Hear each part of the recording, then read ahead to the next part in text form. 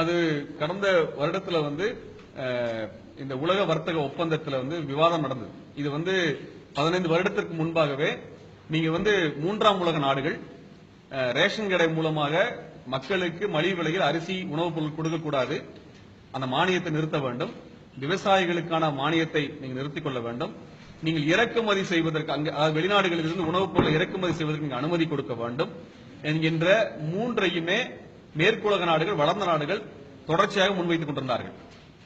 இதை இந்திய அரசும் உலகத்தில் இருக்கிற மூன்றாம் உலக நாடுகள் அனைத்தும் சேர்ந்து எதிர்த்து வந்திருந்தார்கள். இதுதான் கிட்டத்தட்ட 15-20 வருடங்களாக நடந்த விவாதம்.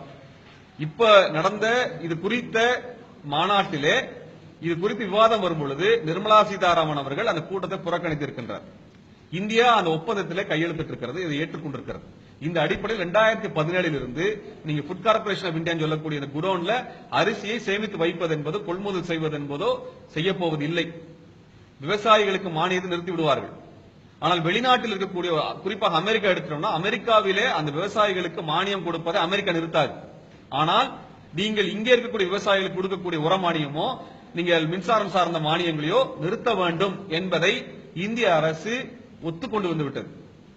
அது மட்டுமல்லாமல் நீங்க ரேஷன் கடையில 2017க்கு பின்னாடி உங்களுக்கு அரிசி எல்லாம் கொடுக்க போறது இல்ல. நீங்க அரிசியை பொது சந்தையில வாங்கிக்கணும். ரேஷன் கடையில உங்களுக்கு தரக்கூடிய அரிசிக்கு பதிலாக, உணவுப் பொருட்களுக்கு பதிலாக பணமாக உங்களுக்கு கொடுக்கப்படும்.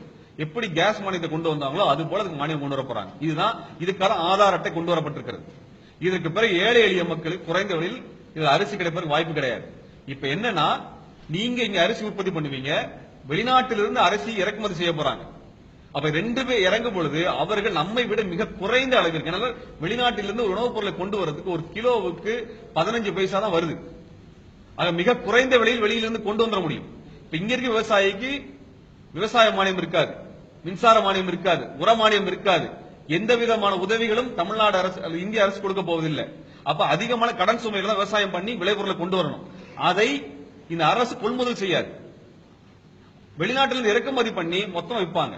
அப்ப இங்க இருக்கிற விவசாயிகள் தற்கொலை செய்து கொள்ளக்கூடிய சூழலை மோடி அரசாங்கம் கொண்டு வந்திருக்கிறது. இது மோடி அரசாங்கத்தின் மீதான குற்றச்சாட்டு மட்டுமல்ல, இங்க பிரதான கட்சியாக இருந்த காங்கிரஸ் இதை குறித்து பேசவில்லை.